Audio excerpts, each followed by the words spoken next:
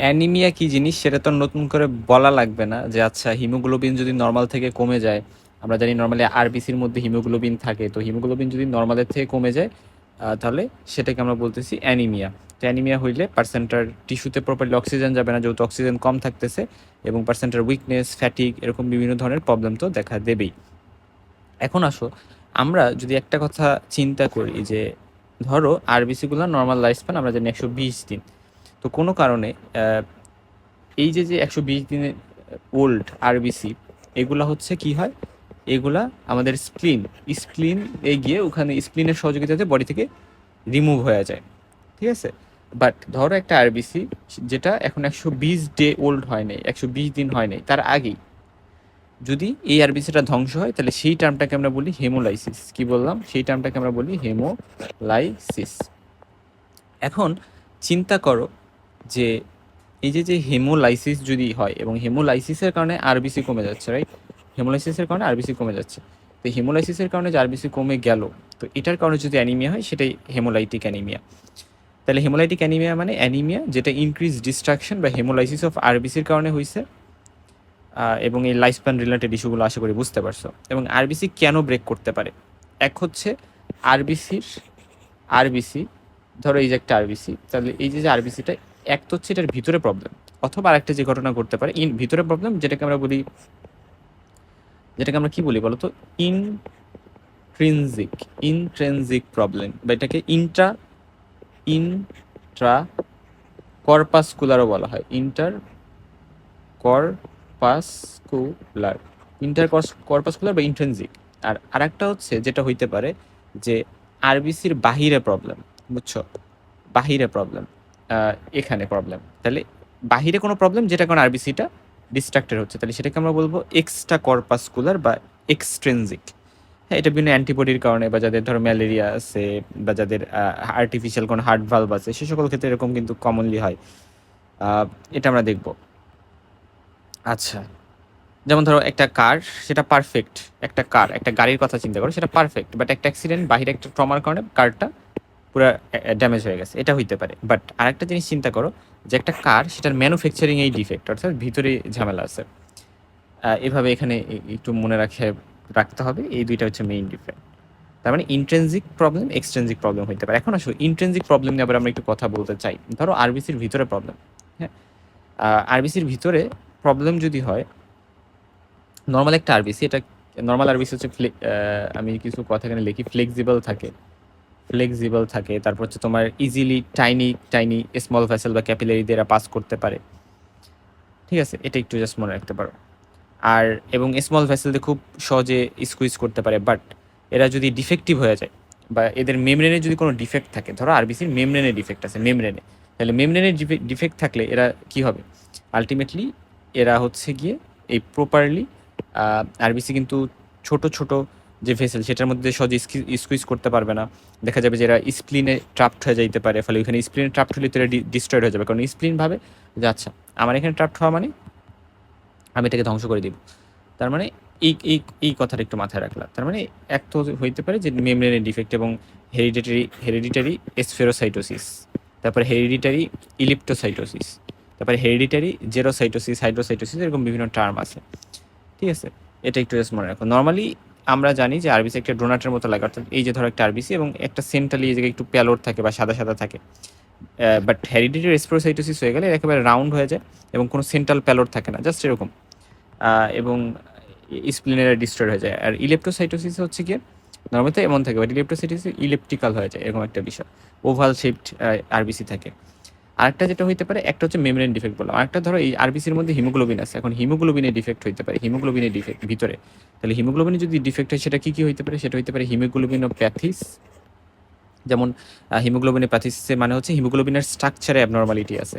স্ট্রাকচারে কেমন অ্যাবনর্মালিটি? যেমন SBS, haemoglobin S, এটা আমরা জেনে আসছি আগেই, যে হিমোগ্লোবিন এস যদি হয়, সেটাকে আমরা বলি সিকেল সেল ডিজিজ। তারপর ধরো হিমোগ্লোবিন সি, তারপরে হিমোগ্লোবিন ডি, এগুলা, তারপর হচ্ছে কি সবই কিন্তু হিমোগ্লোবিন মলিকুল অ্যাবনর্মাল স্ট্রাকচারালি। যেমন সিকেল সেল ডিজিজ, সেখানে অর্ধাচন্দ্রাকৃতির সেই আরবিসি হয়ে যায়, ফলে এটা কিন্তু মানে সিকেল শেপ হয়ে গেছে, এরা ব্লাড ভেসেলকে ব্লক করে, প্লাস এগুলো আর্লি কিন্তু ভেঙে যেতে পারে, হেমোলাইসিস হয়ে যেতে পারে, ঠিক আছে? সো তারপরে থ্যালাসেমিয়ার ক্ষেত্রে আমরা কি জানি যে হিমোগ্লোবিন প্রোডাকশন লেস হয়, হ্যাঁ? তার মানে হিমোগ্লোবিনের প্যাথিস জিনিসটা আমরা বুঝি যে স্ট্রাকচারালি প্রবলেম, বাট হিমোগ্লোবিন যদি মানে হিমোগ্লোবিন যে মানে হিমোগ্লোবিন প্রোডাকশনই কমে যায়, ঠিক আছে? সো ধরো আমরা কেক বানানোর ট্রাই করতেছি, বাট কেক বানানোর জন্য তো ফ্লাওয়ার, আটা লাগবে, ময়দা লাগবে, সো ওই জিনিসগুলো নাই। এবং বিটা থ্যালাসেমিয়া, তারপরে হিমোগ্লোবিন এইচ, যেটা হচ্ছে আমরা, তারপরে বিটা থ্যালাসেমিয়া মেজর, তারপরে বিটা থ্যালাসেমিয়া মাইনর, এরকম বিভিন্ন ধরনের টাইপস আছে। আহ, আচ্ছা, এবং আরেকটা যেটা হইতে পারে যে আচ্ছা ঠিক আছে আমরা বললাম যে হিমোগ্লোবিনের প্রবলেম, আমরা বললাম হিমোগ্লোবিনের প্রবলেম, আমরা বললাম মেমব্রেনের প্রবলেম। আরেকটা যেটা হইতে পারে ভিতরে যে এনজাইমের কোনো প্রবলেম, সব কিন্তু ইন্ট্রাকর্পাসকুলার বা ইন্ট্রেনজিক কারণে বলতেছি। এনজাইমের মধ্যে মনে রাখবা পাইরোভেট কাইনেজ ডেফিসিয়েন্সি হলে কোনো এটিপি হবে না, এবং এটিপি যদি না হয় তাহলে হচ্ছে আলটিমেটলি আরবিসি মেমব্রেনকে মেনটেন করে রাখতে পারবে না, ফলে ডিস্ট্রয়েড হয়ে যাবে। তারপরে গ্লুকোজ, একটা হচ্ছে পাইরোভেট কাইনেজ, আর একটা হচ্ছে glucose 6 phosphate dehydrogenase deficiency. So এটা যদি মানে ডেফিসিয়েন্সি থাকে তাহলে এটা ছাড়া আমাদের কি হবে বলো তো? এটা ছাড়া আমাদের আরবিসি ডিস্ট্রাকশন হয়ে যেতে পারে, এটা একটু মনে রাখবা। তার মানে এই দুইটা এনজাইম পাইরোভেট, একটা হচ্ছে পাইরোভেট কাইনেস আর একটা হচ্ছে গ্লুকোজ 6 ফসফেট ডিহাইড্রোজিনেজ ডেফিসিয়েন্সি, এগুলো হচ্ছে ইন্ট্রিনসিক কারণ। আর ইন্ট্রিনসিক কারণের মধ্যে কিছু অ্যাকোয়ার্ড কারণও থাকতে পারে, যেমন প্যারোক্সিজোমাল নকটার্নাল হিমোগ্লোবিউরিয়া। হ্যাঁ, প্যারোক্সিজোমাল নকটার্নাল হিমোগ্লোবিউরিয়া, হ্যাঁ, এটা হচ্ছে আফটার বার্থ ডেভেলপ করতে পারে, এটা ইনহেরিটেড না। আরবিসি হচ্ছে প্রোটেকটিভ প্রোটিন আরবিসিতে থাকে না, এবং এর ফলে কমপ্লিমেন্ট আরবিসিকে অ্যাটাক করে আরবিসিকে ধ্বংস করে দিতে পারে। এটা একটা কারণ হতে পারে যে ইন্ট্রিনসিক কারণ আরবিসির ভিতরেই ড্যামেজ হচ্ছে, বাট সেটা অ্যাকওয়ার্ড। হাউএভার, তার মানে এতক্ষণ যে কারণগুলো জানলাম এগুলো সবই ইন্ট্রিনসিক কারণ। একটা কথা বলি আমি ইম্পর্টেন্ট, এটা আমি কেন ইম্পর্টেন্টের সাথে পড়াইতেছি, কারণ এই জিনিসটা আমাকে প্রফে ধরছিল, আমাকে প্রফে হেমাটোলজি থেকে এই কোশ্চেনটাই ধরছিল মেইনলি এখান থেকে অনেক জায়গায় গেছে, এখান থেকে থ্যালাসেমিয়াতে গেছে বা অনেক জায়গায় গেছে, বাট হাউএভার এই কোশ্চেনটা ফার্স্টে ধরছিল যে এই যে ইন্ট্রিনসিক এক্সট্রিনসিক এটা আলাদা করে সুন্দর করে বলো, ঠিক আছে? তারপর আসলে যে এক্সট্রিনসিক বা এক্সট্রা কর্পাসকুলার, ওটার মধ্যে বিভিন্ন ইমিউন কজ আছে। আমরা দেখবো যে warm antibody haemolytic autoimmune haemolytic anaemia, cold antibody autoimmune haemolytic anaemia বা haemolytic anaemia of newborn, haemolytic anaemia of newborn, হ্যাঁ, যেটা ওই যে আমরা আরইচ ইনকম্পিটিবিলিটি পড়ি না, ওই জায়গায় আমরা এটা জানি। তারপরে ব্লাড ট্রান্সফিউশন রিয়াকশন, এগুলো ইমিউন কজ হতে পারে, ড্রাগ ইনডিউসড হেমোলাইসিস, হ্যাঁ। আচ্ছা, ওয়ার্ম অ্যান্টিবডি মানে কি? ওয়ার্ম অ্যান্টিবডি মানে যেটা 37 ডিগ্রি সেন্টিগ্রেড বা এরকম টেম্পারেচারে এরা মেইনলি কাজ করে, এবং এরা আইজিজি টাইপের অ্যান্টিবডি, ইমিউনোগ্লোবুলিন জি, এবং এরা আরবিসি স্প্লিনে ডিস্ট্রয় হয় এই অ্যান্টিবডি দ্বারা। আর কোল্ড অ্যান্টিবডি মানে হচ্ছে এরা কোল্ড ওয়েদারে ভালো কাজ করে, এবং এরা ইউজুয়ালি আইজি এম টাইপ বা ইমিউনোগ্লোবুলিন এম টাইপের, এবং এরা আরবিসি ক্লাম্পিং করে, এবং লিভারে মেইনলি আরবিসিকে এরা ডিস্ট্রাকশন করে। হেমোলাইটিক ডিজিজ অফ নিউবর্ন মানে আমরা জানি যে মা হচ্ছে আরবিসি ফিটাসের যে আরবিসি সেটার এগেনস্ট অ্যান্টিবডি তৈরি করে, ইউজুয়ালি যাদের আরএস নেগেটিভ বাচ্চা, আরএস পজিটিভ মাদারের মধ্যে যদি আরএস নেগেটিভ মা এর মধ্যে যদি আরএস পজিটিভ বাচ্চা হয়, ফার্স্ট একটা বেবি হলো, সে সেফলি ডেলিভারি হয়েছে, বাট সেকেন্ড বেবির ক্ষেত্রে এরকম প্রবলেম হতে পারে। এই জন্য আমরা অ্যান্টি ডি একটা ইনজেকশন আমরা ফার্স্ট বেবি হওয়ার পরে মাকে 72 ঘন্টার মধ্যে দিয়ে দিই, যাতে পরবর্তীতে মায়ের বডিতে অ্যান্টিবডি তৈরি না হয়ে থাকতে পারে। আচ্ছা, কিছু নন ইমিউন কজও আছে এক্সট্রিনজিক কজের মধ্যে, যেমন আমরা বলি যে আর্টিফিশিয়াল হার্ট ভালভ, এটা যারা ইউজ করে এরা মেকানিক এই আরবিসিকে ব্রেক করতে পারে। তারপরে মাইক্রো অ্যানজিওপ্যাথিক হেমোলাইটিক অ্যানিমিয়া একটা টার্ম আছে, যে টাইনি ব্লাড ভেসেল ক্লট, এরা হচ্ছে গিয়ে আরবিসিকে হচ্ছে আরবিসিকে পিছে ভাগ করে দিতে পারে, যেটাকে আমরা বলি ফ্র্যাগমেন্টেড আরবিসি, বা এটার একটা নাম আছে ফ্র্যাগমেন্টেড আরবিসি। আর এক নাম অনেক সময় জিজ্ঞেস করে যে ফ্র্যাগমেন্টেড আরবিসিকে কি বলে, সিস্টোসাইটস, হ্যাঁ, সিস্টোসাইটস বলে। তার মানে মাইক্রো অ্যানজিওপ্যাথিক হেমোলাইটিক অ্যানিমিয়াতে সিস্টোসাইটস পাওয়া যেতে পারে। তারপরে মার্স হিমোগ্লোবিনুরিয়া নামে একটা টার্ম আছে, যারা প্রলংড দৌড়ায় বা রানিং করে বা অনেক বেশি মার্চ করে, তাদের ক্ষেত্রে রিপিটেড আরবিসি কিন্তু ফিটের রিজন দিয়ে আরবিসি ড্যামেজ হতে পারে, যেটাকে আমরা মার্স হিমোগ্লোবিনুরিয়া বলি। তারপরে কিছু কেমিক্যাল ড্রাগ বা লেড পয়জনিং, বার্নস, ম্যালেরিয়া, এরকম বিভিন্ন কারণেও হইতে পারে। আচ্ছা, তার মানে এক্সচেঞ্জিংয়ের মধ্যে আমরা ইমিউন, নন ইমিউন এবং কিছু মিসিলিনিয়াস কারণ জানলাম। এরপর আসলে যে হেমোলাইটিক অ্যানিমিয়াতে আমরা কি দেখবো, যে হিমোগ্লোবিন ব্রেকডাউন করবে, বোন ম্যারো সেটাকে কম্পেনসেট করার জন্য ওয়ার্ক হার্ড করবে, এবং আরবিসির শেপ চেঞ্জ হতে পারে, আরবিসির লাইফ স্প্যান তো শর্টেন হচ্ছে, সেরকম বিভিন্ন কিছু ইভেন্টস আমরা হেমোলাইটিক অ্যানিমিয়ায় দেখতে পারি। এবং নর্মালি একটা হিমোগ্লোবিন, এটাতে আমরা জানি গ্লোবিন থাকে, হিম থাকে, তো গ্লোবিন পরবর্তীতে অ্যামাইনো অ্যাসিডে ব্রেকডাউন হয়, হিম হচ্ছে বিলিরুবিনে কনভার্ট হয়, এটা আমরা জানি। এটা একটু জানলাম। তার মানে আরবিসি যদি ডিস্ট্রাকশন হয় তাহলে বেশি হিমোগ্লোবিন ওইখান থেকে ধরো বের হইলো, বেশি হিম ওইখান থেকে বের হইলো, বেশি বিলিরুবিন বের হইলো, মানে স্পেশালি আনকনজুগেটেড বিলিরুবিন, তার মানে কি জন্ডিস হবে পার্সেন্টার। তারপরে ল্যাকটেজ ডিহাইড্রোজিনেস, এটাও বেশি হইতে পারে, মানে এটাও বেড়ে যাবে তার মানে হিমোলাইটিক অ্যানিমিয়াতে। আর হেপ্টোগ্লোবিন এটা কমে যাবে কেন জানো? কারণ যেহেতু আরবিসি ভাঙতেছে, ফলে হিমোগ্লোবিন অনেক বেশি রিলিজ হবে, এবং ওই হিমোগ্লোবিন যেগুলো রিলিজ হবে ওইগুলা কি করবে জানো? ওইগুলা যে হেপ্টোগ্লোবিন একটা প্রোটিন থাকে ওইটার সাথে বাইন্ড করে যাবে। তাহলে হেপ্টোগ্লোবিনের সাথে যখন এটা বাইন্ড করে যাবে তখন হেপ্টোগ্লোবিন নর্মাল যে কাউন্ট সেটা কমে যাবে। সো এটা আমরা জানলাম। এবং ফ্রি হিমোগ্লোবিন এবং হেপ্টোগ্লোবিন এর মিলে একটা কমপ্লেক্স তৈরি করে যেটা লিভার দ্বারা রিমুভ হয় বডি থেকে। আর তার বাদে ইউরোবিলিনোজেন এটা বেড়ে যাবে, কারণ বিলিরুবিন লিভার বাইল ইন্টেস্টাইন হয়ে ইউরোবিলিনোজেন আকারে আমরা জানি আসে।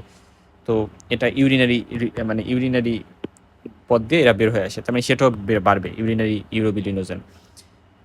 আচ্ছা, ইরিথ্রয়েড হাইপারপ্লাসিয়া পাইতে পারি, কারণ কিডনি ইরিথ্রোপয়েটিন রিলিজ করবে এবং এরা আমাদের আলটিমেটলি বোন ম্যারোকে স্টিমুলেট করে বেশি বেশি আরবিসি তৈরি করতে চাবে, কারণ যেহেতু আরবিসি ডিস্ট্রাকশন হয়ে যাচ্ছে। আমরা রেটিকুলোসাইট কাউন্টও বেশি পাইতে পারি, ইম্যাচুর আরবিসি। আমরা বলি যে রেটিকুলোসাইট ইউজুয়ালি সার্কুলেটিং আরবিসির 0.5 থেকে 2% নর্মালি, ঠিক আছে? কিন্তু হেমোলাইসিস যখন হয় তখন বোন ম্যারো বেশি ইম্যাচুর আরবিসি তৈরি করতে পারে দ্রুত, এবং ওই সময় রেটিকুলোসাইট কাউন্টও বাড়তে পারে। এটাকে রেটিকুলোসাইটোসিস বলে। বোন ম্যারো হাইপারপ্লাসিয়া হবে, যেহেতু হাইপার সেলুলার বোন ম্যারো আমরা পাবো, বোন ম্যারো অনেক বেশি বানানোর ট্রাই করবে। এবং এখানে কিছু ম্যারো এক্সপানশন হইতে পারে, স্কাল বোন চেঞ্জেস হইতে পারে, এটাকে আমরা হেমোলাইটিক ফেসেসও বলে থাকি।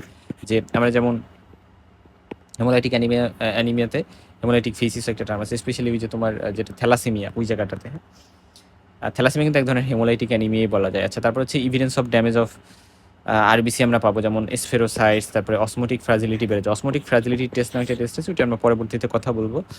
তারপরে আমরা ফ্রাগমেন্টেড আরবিসিও কিন্তু এই হেমোলাইটিক অ্যানিমিয়াতে পাইতে পারি। এবং দেখা যায় হেমোলাইটিক অ্যানিমিয়াতে ইউজুয়ালি আরবিসির লাইফ স্প্যান 20 থেকে 60 দিন হয়ে যায়, মানে এরকম শর্টেন্ড হয়ে আসে। আচ্ছা, এখন আসো যে আমরা পেরিফেরাল ব্লাড ফিচারে আমরা হেমোলাইসিসে কী পাবো? আমরা স্ফেরোসাইট পাইতে পারি, মানে রাউন্ড আরবিসি যেখানে কোনো সেন্ট্রাল প্যালোর নাই, এরকম একটা স্ফেরোসাইট বলে এটাকে। তারপরে রেটিকুলোসাইটোসিস হইতে পারে, এটা বলছি। পলিক্রোমাসিয়া হইতে পারে, মানে আমরা দেখতে পারি যে রেটিকুলোসাইট মানে পলিক্রোমাসিয়া মানে হচ্ছে মানে ডিফারেন্ট শেডস অফ কালার আমরা ব্লাড ফিল্মে পাইতে পারি, বুঝছো, আরবিসিতে। এবং নিউক্লিয়েটেড আরবিসি পাইতে পারি, যেটাতে আমরা বলি নর্মালি ম্যাচুর আরবিসিতে কোনো নিউক্লিয়াস থাকবে না, কিন্তু সিভিয়ার হেমোলাইসিসে যেহেতু ইম্যাচুর আরবিসি রিলিজ করবে সেজন্য আমরা নিউক্লিয়েটেড আরবিসি পাইতে পারি। আর তারপরে আমরা এখানে হেইন্স বডি নামে বডি পাইতে পারি, হেইন্স বডি। হ্যাঁ, হেইন্স বডি এটা মানে হচ্ছে যে মনে রাখবা যে স্পেশালি যাদের গ্লুকোজ 6 ফসফেট ডিহাইড্রোজেনেস ডিফিসিয়েন্সি থাকে তাদের ক্ষেত্রে হেইন্স বডিটা বেশি পাওয়া যায়। আচ্ছা, আর ইন্ট্রাভাস্কুলার আর এক্সট্রাভাস্কুলার হেমোলাইসিস মানে কি? মানে আরবিসি যদি ব্লাড ভেসেলের মধ্যে ভাঙে, যেমন ধরো mismatch blood transfusion, mechanical heart ভালভস, mismatch blood transfusion বা মেকানিক্যাল হার্ট ভালভস বা এই সকল ক্ষেত্রে, হ্যাঁ, মানে তখন ফ্রি হিমোগ্লোবিন আরবিসি ভেঙে ফ্রি হিমোগ্লোবিন প্লাজমাতে থাকবে, ফলে হেপ্টোগ্লোবিনের সাথে বাইন্ড করবে, হেপ্টোগ্লোবিন কমে যাবে এবং হিমোগ্লোবিন ইউরিয়া হবে। এটা একটা বিষয়। ইউরিন দিয়ে আমরা বেশি হিমোগ্লোবিন পাবো। আর এক্সট্রাভাস্কুলার হেমোলাইসিস মানে আরবিসি ম্যাক্রোফেজ দ্বারা রিমুভ হয়েছে, মানে মিলি স্প্লিন লিভার ওই সকল জায়গায়, মানে ব্লাড ভেসেলের মধ্যে ভাঙে নেই, ঠিক আছে? ম্যাক্রোফেজ ইনগালফ করছে, ডিস্ট্রয় করছে, যেমন হেরিডিটারি স্পেরোসাইটোসিস, তারপরে warm, haemolytic, autoimmune haemolytic anaemia, এই সকল ক্ষেত্রে এরকম হয়। মানে আরবিসি হচ্ছে ম্যাক্রোফেজ দ্বারা ইনগালফ হয়, ফলে হিমোগ্লোবিন ম্যাক্রোফেজের ভিতরেই ভাঙে এবং ওইখানে বিলিরুবিন হয়। এখানে মানে কোনো প্লাজমা ফ্রি হিমোগ্লোবিন থাকবে এমন না। এরকম কথাগুলো একটু জানলে এরপর আসে মাইক্রো অ্যানজিওপ্যাথিক হেমোলাইটিক অ্যানিমিয়া, যেটা এটা মাহা বলি, যে haemolytic anaemia cause by disease of small blood vessels. এবং মাহাতে মানে এই যে স্মল ভেসেল মানে অ্যাবনর্মাল হয় কেন? কারণ এখানে ফাইব্রিন স্টার্স, তারপরে টাইনি ব্লাড ক্লটস এগুলো জমা হয়ে এন্ডোথেলিয়াম ড্যামেজ হয়, এরকম হইতে পারে। এবং মানে আমরা বলি যে পিসে পিসে কাট করে দিতে পারে আরবিসিকে, যেটাকে আমরা বলি সিস্টোসাইট, মানে ফ্র্যাগমেন্টেড আরবিসি করতে পারে মাহাতে মাইক্রো অ্যানজিওপ্যাথিক হেমোলাইটিক অ্যানিমিয়াতে। এটা হেমোলাইটিক ইউরিমিক সিনড্রোম, তারপর হচ্ছে থ্রোম্বোটিক থ্রোম্বোসাইটোপেনিক পারপুরা, তারপর ডিসিমিটেড ইন্টারভাস্কুলার কোয়াগুলেশন, হ্যাঁ, এই সকল ক্ষেত্রে পাওয়া যেতে পারে। আচ্ছা, মোটামুটি এতটুকু। হেমোলাইটিক ইউরিমিক সিনড্রোমে mainly micro angiopathic haemolytic anaemia থাকে, তারপরে অ্যাকুট রেনাল ফেইলিওর থাকে, থ্রোম্বোসাইটোপেনিয়া থাকে। তার মানে এই জিনিসগুলো হচ্ছে তোমার হেমোলাইটিক ইউরিমিক সিনড্রোমে একটা ট্রায়াড আকারে থাকে। হ্যাট দিয়ে আমরা মনে রাখি, haemolytic anaemia, acute kidney injury, thrombocytopenia, হ্যাট। আচ্ছা, এবং এটা একটু জানলা। তারপর সব diarrhoea, vomiting, abdominal pain, pallor, jaundice, reduced urine, oliguria, haematuria, hypertension, splenomegaly. So এই জিনিসগুলো সবই কিন্তু হইতে পারে কিসে? আমাদের তোমার আমাদের এই যে হেমোলাইটিক ইউরিমিক সিনড্রোম বা হেমোলাইটিক ইউরিমিক সিনড্রোম, এটাতে এটা মাইক্রোবায়োলজিতে তোমরা পাবা। আর ইমিউন হেমোলাইটিক অ্যানিমিয়া একটা টার্ম আছে, এটা নিয়ে আমাদের অত কিছু জানা লাগবে না। আচ্ছা, ইমিউন যে হেমোলাইটিক অ্যানিমিয়া সেটাতে জানো যে অটোইমিউন হেমোলাইটিক অ্যানিমিয়া আছে। এর মধ্যে অটোইমিউনের মধ্যে আবার warm antibody type cold antibody type আছে, এটা একটু মনে রাখো। তার বাদে ইমিউনের মধ্যে alloimmune haemolytic anaemia, drug induced haemolytic anaemia এগুলোও পড়ে। অটোইমিউন হেমোলাইটিক অ্যানিমিয়ার মধ্যে ওয়ার্ম অ্যান্টিবডিটা আমরা অলরেডি বলে আসছি, আর বাকি এখান থেকে ডিটেলস অত কিছু জানার দরকার নেই। আচ্ছা, এবং এই যে আর কোল্ড অ্যান্টিবডি যে হেমোলাইটিক অ্যানিমিয়া, এটা হচ্ছে 4 ডিগ্রি সেন্টিগ্রেড তাপমাত্রায় হচ্ছে অ্যান্টিবডিগুলো ভালো কাজ করে, IgM টাইপের অ্যান্টিবডি। এবং আমরা কোল্ড এক্সপোজারে একটা পার্সন যখন আসে তখন IgM কি করে, এটা আরবিসির সাথে বাইন্ড করে এবং আরবিসি ক্লাম করে আলটিমেটলি কমপ্লিমেন্ট অ্যাক্টিভেশন করে হেমোলাইসিস করতে পারে। আর ওয়ার্ম অ্যান্টিবডি যেটা, এটা হচ্ছে IgG অ্যান্টিবডি, এরা আরবিসির সাথে অ্যাটাচ করে স্প্লিনের ম্যাক্রোফেজ এটা রেকগনাইজ করে, পর আরবিসি ডিস্ট্রয় করে। এবং মেইনলি দেখা যায় যে যাদের লিউকেমিয়া থাকে, লিম্ফোমা থাকে, সিস্টেমিক লুপাস এরিথ্রোমাটোসাস থাকে, এদের তো হইতে পারে। তার বাদে ইডিওপ্যাথিকও হইতে পারে, যে আননোন কারণ থাকে। আর কোল্ড অ্যান্টিবডি এটা হচ্ছে মেইনলি মাইকোপ্লাজমা নিউমোনি যাদের ইনফেকশন হয় বা ইনফেকশাস মনোক্লিসিস হয় তাদের ক্ষেত্রে এটা হইতে পারে। তো এরকম কিছু কথা জানতে পারে। এবং কী কী ড্রাগের কারণে হেমোলাইসিস হইতে পারে, যেমন ধরো যারা পেনিসিলিন বা methyl dopa, alpha methyl dopa hypertensive হিসেবে প্রেগনেন্সিতে ইউজ করা যাইতে পারে, বা এই সকল ড্রাগ যারা নেয় তাদের ক্ষেত্রে দেখা যায় হেমোলাইসিস হইতে পারে ব্লাডে। আর তারপরে হচ্ছে হেমোলাইটিক অ্যানিমিয়াতে গ্লুকোজ 6-ফসফেট ডিহাইড্রোজিনেজ ডেফিসিয়েন্সি নিয়ে আমি অত কিছু বলবো না। গ্লুকোজ 6-ফসফেট ডিহাইড্রোজিনেজ ডেফিসিয়েন্সি যদি হয়, তাহলে যেটা হয়, এরা নর্মালি গ্লুকোজ 6-ফসফেট ডিহাইড্রোজিনেজ কী করে, এরা NADPH এরা তৈরি করে, এবং এরা গ্লুটাথায়ন যেটা আমাদের বডিতে, এটাকে রিডিউসড রাখে। ঠিক আছে, তো রিডিউস গ্লুটাথায়নগুলো কী করে আমাদের হচ্ছে তোমার এরা অক্সিডেন্টস যেগুলো থাকে ওগুলোকে ডিস্ট্রয় করে, এবং আলটিমেটলি যদি গ্লুটাথায়ন কম থাকে তাহলে অক্সিডেন্টসগুলোকে ডিস্ট্রয় করতে পারে। আলটিমেটলি আরবিসি হেলদি থাকে। ঠিক আছে, অক্সিডেটিভ ড্যামেজ যাতে না হয়, বাট মানে রিডিউসড ফর্মে থাকে। আচ্ছা, রিডিউস মানে কমাই দেয় এমন না, কিন্তু মানে আমি কি বললাম, গ্লুটাথায়নকে রিডাকশন, অক্সিডেশন রিডাকশন আছে না, ওই রিডাকশন ফর্মে রাখে। সো এভাবে রাখে। এরপরে হচ্ছে গিয়ে তোমার এই ফর্মে রাখলে এরা হলো গিয়ে ওই অক্সিডেন্টস যেগুলো আছে, অক্সিডেটিভ ড্যামেজ আরবিসি সেটা হইতে দিবে না। কিন্তু যদি গ্লুটাথায়নকার রিডাকশন ফর্মে বা রিডিউসড অবস্থায় পাবো না আমরা, তখন কিন্তু আরবিসি ড্যামেজ হয়ে যাবে। আচ্ছা, হিমোগ্লোবিন এবং মেমব্রেন ড্যামেজ হবে। আরবিসির যেহেতু কোনো নিউক্লিয়াস বা মাইটোকন্ড্রিয়া নাই, তো এই জন্য তারা নিউ এনজাইম তৈরি করতে পারে না ম্যাচুর হয়ে যাওয়ার পরে। সো এই জন্য যদি গ্লুকোজ 6-ফসফেট ডিহাইড্রোজেনের যদি ডেফিসিয়েন্সি হয়, আরবিসি বয়স হয়ে যায়, ফলে এরা আলটিমেটলি এটাকে রিপ্লেস করতে পারে না। হেমোলাইসিসের কিছু ট্রিগার আছে, যেমন যদি ইনফেকশন হয়, কিছু ড্রাগ যেমন প্রিমাকুইন, অ্যান্টিম্যালেরিয়াল যে ড্রাগগুলো আছে, সালফোনামাইডস অ্যান্টিবায়োটিক যেমন কোঠাইমক্সাজল, সালফাডায়াজাইন, সালফাস্যালাজাইন, নাইট্রোফিউরান্ট্রিন, ক্লোরামফেনিকল, এই অ্যান্টিবায়োটিকগুলো, তারপরে ভিটামিন কে অ্যানালগ ড্রাগগুলো, সো এগুলো হেমোলাইসিসকে ট্রিগার করতে পারে।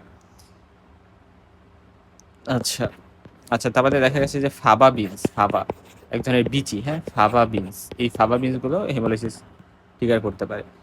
গ্লুকোজ 6-ফসফেট ডিহাইড্রোজেন ডেফিসিয়েন্সিতে তাহলে পার্সনে হেমোলাইটিক অ্যানিমিয়া, নিওনেটাল জন্ডিসও হইতে পারে, যেহেতু আসলে অনেক আর্লি এই যে এটা প্রেজেন্ট করতে পারে। ইউরিনের কালার ডার্ক হইতে পারে কারণ হিমোগ্লোবিনুরিয়া হয়। হিঞ্চ বডি, এটা হচ্ছে আমরা গ্লুকোজ 6-ফসফেট ডিহাইড্রোজেন ডেফিসিয়েন্সির কারণে যখন আসলে কারো হেমোলাইটিক অ্যানিমিয়া হয় তাদের ক্ষেত্রে আমরা পাইতে পারি। হিমোগ্লোবিনে একটা ড্যামেজ হওয়ার কারণে, অক্সিডেটিভ ড্যামেজ হওয়ার কারণে এরা ডিন্যাচার্ড হয় এবং ক্লাম্পিং ফর্মেশন হয়, এবং যেটাকে আমরা হিঞ্চ বডি আকারে বলতেছি। আচ্ছা, এবং আরবিসি যেটার মধ্যে ধরো হিঞ্চ বডি আছে এবং সেটা একটা স্প্লিন দিয়ে পাস করছে, তাইলে স্প্লিনিক যে ম্যাক্রোফেজ সেটা এই হেঞ্চ বডিগুলোকে ধরো রিমুভ করে দিবে বডি থেকে, এবং তখন এমন মনে হবে যে আরবিসি থেকে কেউ একটা বাইট নিছে, তো ওইটাকে বলা হয় বাইট সেল, বা এটাকে ডেগম্যাসাইটসও বলা হয়। কি বললাম? ডেগম্যাসাইটস। এটা একটু মনে রাখতে পারো। তার মানে হেমোলাইটিক অ্যানিমিয়াতে আমরা ল্যাবরেটরি ফিচার্স কী পাবো? ব্লাডে হিমোগ্লোবিন কম পাবো, এমসিবি, এমসিএইচ, এমসিএইচি এগুলো সব নর্মাল থাকবে, কারণ মনে রাখবে হেমোলাইটিক অ্যানিমিয়া একটা নর্মোসাইটিক নর্মোক্রমিক অ্যানিমিয়া। আমরা রেটিকুলোসাইট কাউন্ট বেশি পাবো, রেটিকুলোসাইটোসিস পাবো, স্ফেরোসাইটস, পলিক্রোমাশিয়া, নিউক্লিয়েটেড আরবিসি, হেইন্স বডিস এগুলো পাইতে পারি। বোন ম্যারো এক্সামিনেশন করলে আমরা হাইপারসেলুলার বোন ম্যারো, ইরেথ্রয়েড হাইপারপ্লাসিয়া এগুলো তো পাবো। আর বায়োকেমিক্যাল ফাইন্ডিংস আমরা আনকনজুগেটেড বিলিরুবিন বেশি পাওয়া, ইউরিনারি ইউরোবিলিনোজেন বেশি পাওয়া, এলডিএইচ বেশি পাওয়া, অসমোটিক ফ্রাজিলিটি বেশি হওয়া, এটা আমরা পাবো। প্যারাক্সিজমাল নকটার্নাল হিমোগ্লোবিনুরিয়া মানে কি, যে আমাদের কমপ্লিমেন্ট নর্মাল আরবিসি সেটা তো প্রোটেক্টেড থাকে, এটা আমরা জানলাম। হাওয়েভার এই আমাদের প্যারাক্সিজমাল নকটার্নাল যে হিমোগ্লোবিনুরিয়া, সেটা মানে হচ্ছে যে নর্মাল আরবিসি কিছু প্রোটেক্টিভ সারফেস প্রোটিন থাকে, বাট প্যারাক্সিজমাল নকটার্নাল যে হিমোগ্লোবিনুরিয়া, এখানে দেখা যায় কমপ্লিমেন্টের সহযোগিতাতে আমাদের আরবিসি ডিস্ট্রাক্টেড হয়ে যায়, তখন আর প্রোটেকশনটা থাকে না। আর মেইনলি মর্নিংয়ে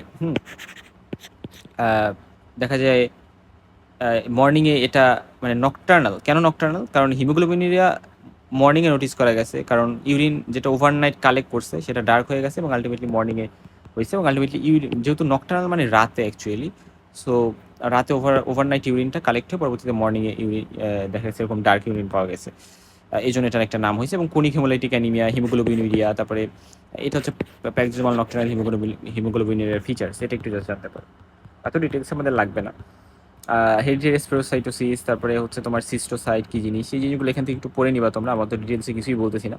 পেরিফেরাল ব্লাড স্মেয়ার, সিস্টোসাইটস মানে কি? সিস্টোসাইটস মানে হচ্ছে fragmented RBC, normal RBC mechanical injury কারণে ফ্র্যাগমেন্টেড, ছোটো ছোটো ফ্র্যাগমেন্টে ধরো ভাগ হয়ে যাচ্ছে এরকম সিস্টোসাইটস আমরা বলি। সিস্টোসাইট কিন্তু এজ দিয়ে শুরু, এভাবে। হ্যাঁ, আচ্ছা। তারপর আসো যে সিস্টোসাইট কোথায় দেখা যায়? Microangiopathic haemolytic anaemia, disseminated intravascular coagulation, thrombotic thrombocytopenic purpura, haemolytic uraemic syndrome. এবং এসফেরোসাইট আর সিস্টোসাইটের ডিফারেন্স কি? এসফেরোসাইট মানে তো রাউন্ড আরবিসি, মেমব্রেন ডিফেক্টের কারণে এটা পাওয়া যায়, নো সেন্ট্রাল প্যালোড থাকে। আচ্ছা, দ্যাটস ইট। হ্যাঁ, আচ্ছা। এখন আসলে আমরা একটু এখানে কয়েকটা টার্ম আছে, যেমন আচ্ছা, আর আচ্ছা, এবং স্ফেরোসাইট যেটা, এটা অলরেডি রাউন্ড, রাইট? এই জন্য এরা অনেক বেশি ক্যাপাসিটি নাই সোয়েল হওয়ার। তার মানে ওয়াটার যদি ইন্টার করে তাহলে সেল কিন্তু কুইকলি বার্স্ট হয়ে যায়। আচ্ছা, এরপর আসো যে, এবং এই জন্য এই স্পেরোসাইটের অসমোটিক ফ্র্যাজিলিটি বেশি থাকে। হেরিডিটারি স্পেরোসাইটোসিসে অসমোটিক ফ্র্যাজিলিটি বেশি থাকে, এটা একটা টেস্ট। হ্যাঁ, অসমোটিক ফ্র্যাজিলিটি অর্থাৎ আমি যদি ওয়াটার ইন্টার করি তাহলে এটা কুইকলি বার্স্ট হয়ে যাবে, এদের ক্যাপাসিটি কম, রিজার্ভ কম, ধরে রাখতে পারবে কম, এই জন্য এদের অসমোটিক ফ্র্যাজিলিটি বেশি। আর কুমস টেস্ট বা অ্যান্টি গ্লোবিউলিন টেস্ট নামে একটা টেস্ট আছে, এটার মধ্যে ডাইরেক্ট কুম টেস্ট আছে, ইনডাইরেক্ট কুম টেস্ট আছে, এগুলো আমরা মাইক্রোবায়োলজিতে ভালো করে পড়ি। এখানে আমি একটু বলি যে আমরা পেশেন্টের আরবিসি, এইটা ডিটেলসে আমি ওখানে আলোচনা করছি, বাট আমরা পেশেন্টসের আরবিসি নিয়ে আমরা হচ্ছে ডাইরেক্ট কুম টেস্টও করতে পারি। আর অটোইমিউন হেমোলাইটিক অ্যানিমিয়া, তারপর হচ্ছে তোমার হেমোলাইটিক ডিজিজ অফ নিউবর্ন, এই সকল ক্ষেত্রে আমরা এরকম করি। ইনডাইরেক্ট যে কুম টেস্ট, এটা আমরা কোথায় করি? এটা হচ্ছে পেশেন্টের সেরাম নেই। হ্যাঁ, পেশেন্টের সেরাম নেই, তো এটা ইম্পর্টেন্ট যে ইনডাইরেক্ট কুম টেস্ট যেটা, এটা আমরা পেশেন্টের সেরাম নেই। আর ডাইরেক্ট কুম টেস্ট হচ্ছে আমরা পেশেন্টের আরবিসি তো ওয়াশ হয়, আরবিসি ওয়াশ করে ওখানে হচ্ছে আমরা রিয়াজেন্ট অ্যাড করা হয়। তার মানে ধরো আমি যদি বলি যে একটা ফিটাস মায়ের পেট থেকে জন্মগ্রহণ করলো, তাহলে ওই বাচ্চাটার আমি কি টেস্ট করবো? ডাইরেক্ট কুম টেস্ট নাকি ইনডাইরেক্ট কুম টেস্ট? আনসার হচ্ছে আমি ওই বাচ্চাটা কিন্তু ডিরেক্ট কুম টেস্ট করবো। যে ওই বাচ্চাটার আমি হচ্ছে গিয়ে চেক করতে চাই, তাহলে আমি ওই বাচ্চাটা ডিরেক্ট কুম টেস্ট করবো। আর যদি হচ্ছে আমি যদি হচ্ছে বলি যে মায়ের কি টেস্ট করবো, তাহলে আমি সেক্ষেত্রে ইনডাইরেক্ট কুম টেস্ট করবো। ইনডাইরেক্ট কুম টেস্ট, হ্যাঁ, ইনডাইরেক্ট কুম টেস্ট। এবং এই যে ইনডাইরেক্ট কুম টেস্ট, এটা হচ্ছে সেরাম অ্যান্টিবডি, পেশেন্টসের সেরাম আমরা চেক করি, যেগুলো এখনও ধরো আরবিসিতে অ্যাটাচড হয় নাই, আরবিসির সাথে এখনও অ্যাটাচড হয় নাই, সেগুলো আমরা বের করতে চাচ্ছি। মানে অ্যান্টিবডিগুলো এখনও সেরামে ফ্লোট করতেছে, সো আমরা ওইগুলো বের করতে চাচ্ছি। সো পেশেন্টের সেরাম নিয়ে পরবর্তীতে আমরা ওখানে টেস্ট আরবিসি অ্যাড করি, পরে অ্যান্টিবডি প্রেজেন্ট যদি থাকে তাহলে সেগুলা টেস্ট যে আরবিসিগুলো আমি দিচ্ছি সেগুলোর সাথে বাইন্ড করবে, এবং কুম রিয়েজেন্ট অ্যাড করি, তারপর যদি অ্যাগ্লুটিনেশন হয় তাহলে পজিটিভ।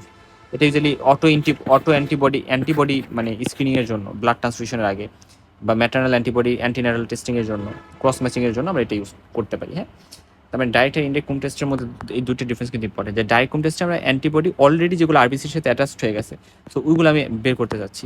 আর ফ্রি অ্যান্টিবডি যেগুলো সেরাম আছে ওগুলো আমরা ইনডাইরেক্ট কুম টেস্ট করি, এবং আমরা পেশেন্টের আরবিসি ইউজ করি, আরবিসি ডিরেক্ট কুম টেস্ট। ইনডাইরেক্ট কুম টেস্টে আমরা পেশেন্টের সেরাম ইউজ করি। এবং অটোইমিউন হেমোলাইটিক অ্যানিমিয়া, এটা ডায়াগনোসিসে কিন্তু আমাদের ডিরেক্ট যে কুম টেস্ট এটা হেল্প করতে পারে, বাট ইনডাইরেক্ট কুম টেস্ট হচ্ছে আমরা ব্লাড ট্রান্সফিউশন আগে বা ডিউরিং প্রেগনেন্সি অ্যান্টিবডি স্ক্রিনিংয়ের জন্য আমরা ইউজ করতে পারি। সো এরকম কিছু কথা এখান থেকে জানতে পারো। That's all actually. আমি যা যা বললাম সব কিছুই আসলে এখানে আছে, তোমরা এগুলো সব রিভাইজ করবা সুন্দর করে। এখানে সিস্টোসাইট বলো, সব কিছু সুন্দর করে ছবি আছে। So that's all. Osmotic fragility test নিয়ে এখানে আরেকটু সুন্দর করে বলা আছে, এগুলো একটু দেখে নিবা, এগুলো দেখো ভাইবার জন্য ইম্পর্টেন্ট। এবং অসমোটিক ফ্র্যাজিলিটি আমি তো বলছি যে বারে হচ্ছে হেরিডিটারি স্পোরোসাইটোসিস, এখন কোথায় কমে? থ্যালাসেমিয়া মেজর সিকেল সেল অ্যানিমিয়াতে কমতে পারে, পার্নিশিয়াস অ্যানিমিয়া বা অটোইমিউন হেমোলাইটিক অ্যানিমিয়াতেও বাড়ে, তার মানে এগুলোতে বাড়ে বাট কমে এইগুলোতে। সো এই জিনিসগুলো ইম্পর্টেন্ট, এবং কোথায় কোনটা পাইবার জন্য ইম্পর্টেন্ট এগুলো এখানে বলে দেওয়া আছে। অসমোটিক ফ্র্যাজিলিটি টেস্ট নামে একটা টেস্ট আছে, এই নামটা বলতে পারলেই তোমার সাদা খুশি হয়ে যাবে। এবং এটা কোথায় বাড়ে কোথায় কমে, এবং এটা বলতে অ্যাকচুয়ালি কী বোঝায়? হ্যাঁ, এই জিনিসটা একটু মাথায় রাখতে হবে। আর যদি কিছু না বোঝো আমাকে বললেই হবে। আর কুম টেস্ট, হ্যাঁ? এটা তোমরা যারা আমার মাইক্রোবায়োলজিতে কোর্সে আছো, কমপ্লিট মাইক্রোবায়োলজি কোর্স, ওখানে আমি ইন ডিটেইলস আলোচনা করছি। তো এখানে আমি আর ডিটেইলস আলোচনা করলাম না। আমি জাস্ট একটা নরমাল ধারণা দেওয়ার ট্রাই করলাম। কুম